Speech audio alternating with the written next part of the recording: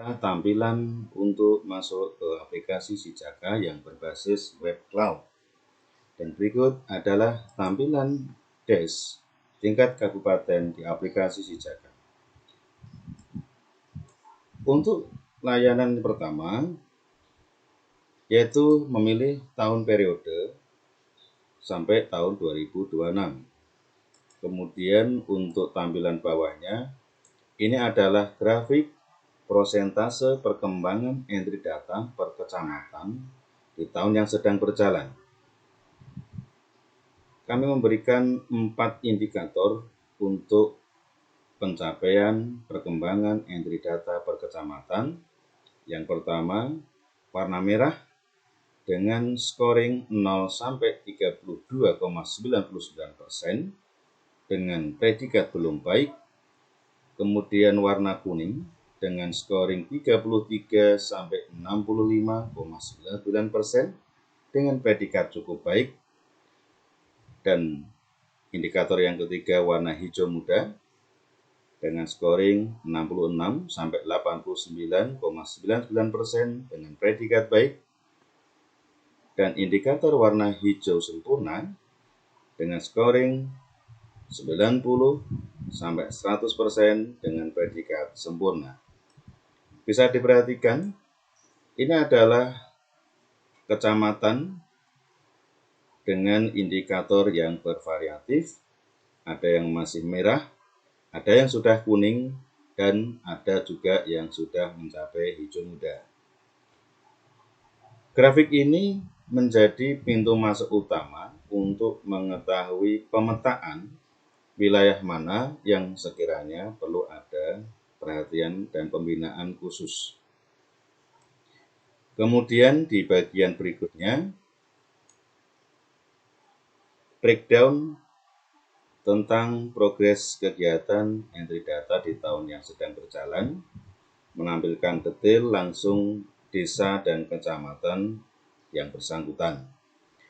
Di sebelah sini ada grafik yang menampilkan informasi progres entry data dari desa tersebut. Sedangkan di tab sebelahnya menampilkan informasi realisasi penyerapan anggaran. Jadi yang ini adalah entry data, ini realisasi penyerapan anggaran. Bisa dicari filter berdasarkan desa yang diinginkan. Ini juga bisa dilakukan filtering, yaitu menampilkan dari skor tertinggi ke terendah atau sebaliknya dari terendah ke tertinggi. Ketika diklik tombol ini, maka akan menampilkan desa-desa dengan skor terendah secara kolektif. Kemudian ketika diulangi kembali, maka ditampilkan dari yang tertinggi ke terendah.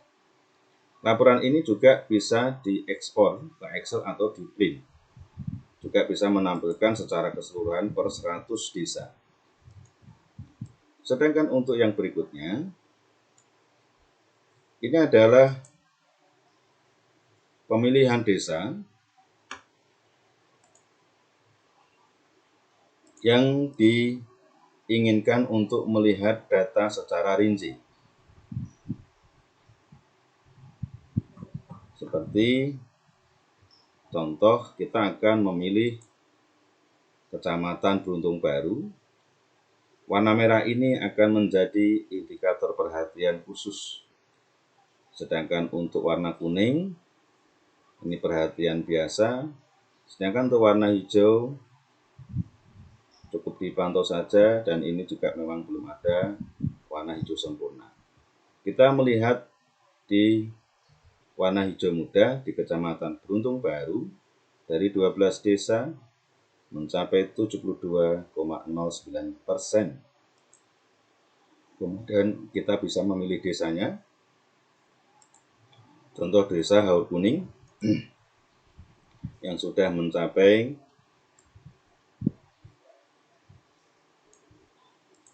96%. Di bawah ini ada grafik penyerapan anggaran di tahun berjalan. Ada 2 indikator warna merah dan hijau. Warna merah ini nominal atau kas masih ada di kas desa dan belum digunakan untuk kegiatan. Misal penyerapan pendapatan asli desa (PAD) dari 25 juta yang dimasukkan ke dalam aplikasi, baru 10 juta yang digunakan atau terserap. Sedangkan untuk alokasi dana desa belum dimasukkan ke dalam aplikasi sehingga tidak muncul grafik.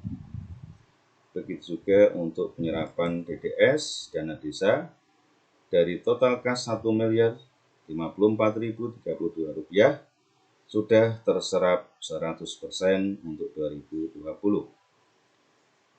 Sedangkan untuk penerimaan bagi hasil pajak dan retribusi daerah tidak dimasukkan, maka tidak memunculkan grafik. Begitu juga dengan PBK dan PBB, ini juga sudah terserap 300 juta, 100%. Sedangkan untuk keuangan provinsi baru terserap 20 juta dari 250 juta atau 8%.